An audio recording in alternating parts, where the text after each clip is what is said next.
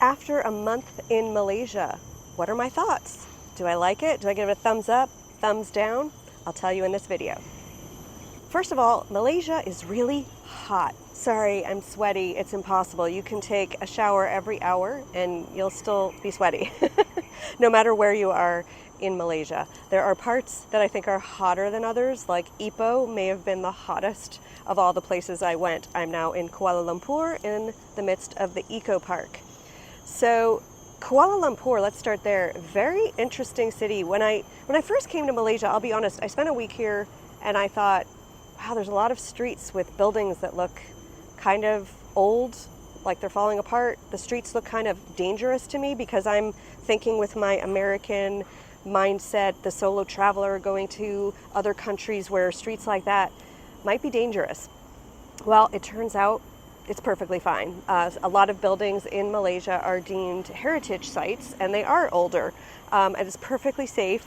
And so don't be thrown off course by the fact that some of the buildings look older. There are also a lot of modern buildings. If you shop for t-shirts in Malaysia, I know this is a weird thing to notice, but I notice weird things. The collar of the shirts seem to always be up here.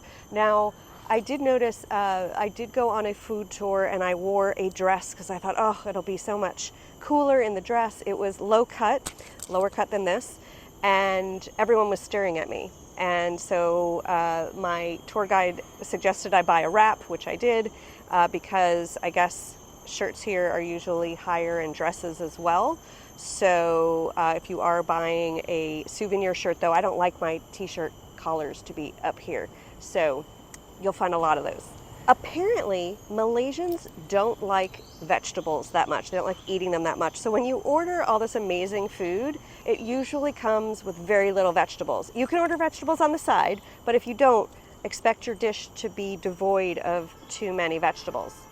On that note, one thing Malaysians love, sugar. I learned that one of their highest killers here is diabetes because they love sugar in everything. If you go to the supermarket, you're going to find stuff with sugar in it. They have really neat, interesting coffee blends, and I bought one, and then I realized it was like all sugar. So everything here is really sweet. So I always ask for, no matter what I get, they're like shocked. I want coffee, no sugar. I want my watermelon juice, no sugar. But you need to ask for no sugar. Otherwise, everything is just going to be really, really sweet and have more sugar than you want. I learned that Ramadan is a really neat time to be in Malaysia because the practice is that the Muslims fast during the day and then go out at night. And so during the day, that means there's fewer tourists. So wherever you are in Malaysia during Ramadan, you're probably going to find very, very low tourism, low crowds. Great time to come. Bonus, in the evening, when you eat, there are usually Ramadan markets that are special food you won't find any other time of the year except Ramadan. So really neat time to be here. The people in Malaysia are so friendly. Just a smile, you'll get a smile back. Oftentimes I've had people stop me and ask where I'm from. They just take such an interest and really a genuine interest. In some places of the world I found when someone asks where I'm from, it's because they want to sell me something, whereas here they just genuinely want to know about me. But on the note of selling, I will say Malaysians are amazing salespeople. My God, if you want something, be very clear in your mind what you want, because they're really good at saying, oh, you should get this, and you should get this, and you should get this, and they want you to add on, and they're quite persistent. So kudos to them. As a business coach, I'm like, I wonder what I could learn from this. And just bear in mind that they are going to, if you enter into a sales conversation, they're really good at selling you more than you thought you were going to get. One thing that takes getting used to is food storage is quite different than we're used to, at least in America and Europe. So if you go to a market and you want to buy meat, they don't have like refrigeration and ice. They kind of just serve the meat or the fish or the poultry of the day, and it's just there. So it took a little getting used to. And when you eat street food, I guess same practices, probably not the same level of sorry, I'm really sweaty. Woo!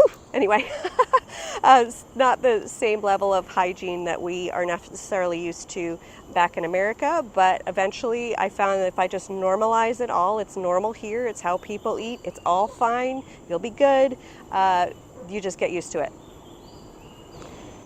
Let's talk bathrooms. So bathrooms were really interesting because there's a lot of the what we call Turkish toilets, the holes in the ground, but pleasantly, every restroom I've been in everywhere has had, with like two exceptions.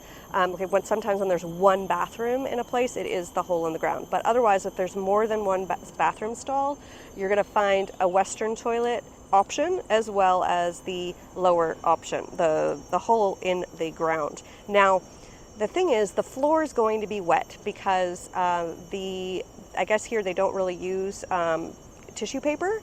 So advice, always carry Kleenex with you because you will need them for the toilets. But they have a hose. And I asked a tour guide, like, how does that all work? How do you dry yourself off? And I guess they don't.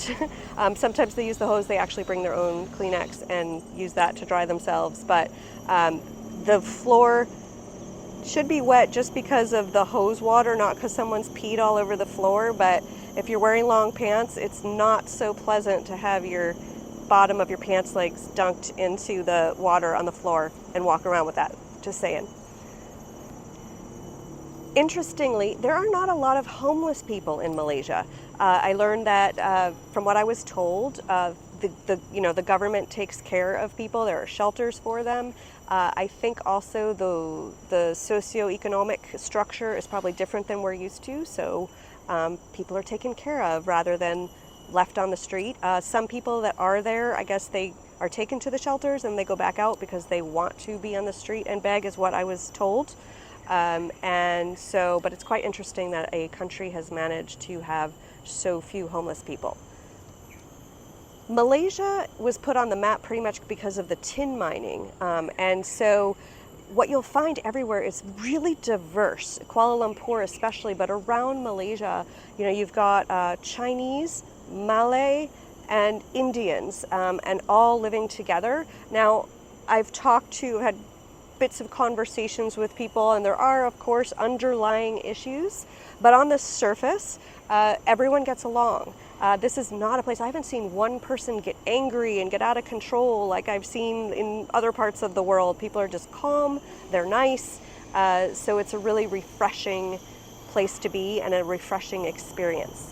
Crossing the street takes a little getting used to because even if there are traffic lights, I feel like I'm not sure why they're there because essentially people just cross when there are no cars.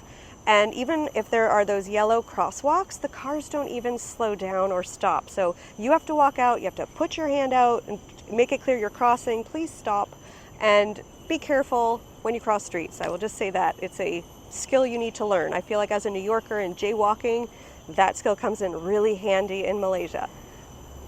Almost every hotel you go to will give you a toothbrush and toothpaste. It may not be like the exact toothbrush you want, and the toothpaste, I'm not sure if there's fluoride in it, but it's kind of a nice touch. And it helps me save on having to buy another tube of toothpaste. After a month here, I have to say, I feel kind of used to it. It is hot, but I'm getting used to how to adapt to it. It's a very different place than I expected, but somehow it's quite pleasant, and I could see staying here longer for sure. I didn't realize the Malaysia's so big because I'm on the western part, but there's a whole eastern part of Malaysia and Borneo, Brunei, so I want to come back and explore that part, but I know I'm going to want like a month there, so yeah, I'm going to have to come back and explore that. I think it's amazing. They've got the orangutan here.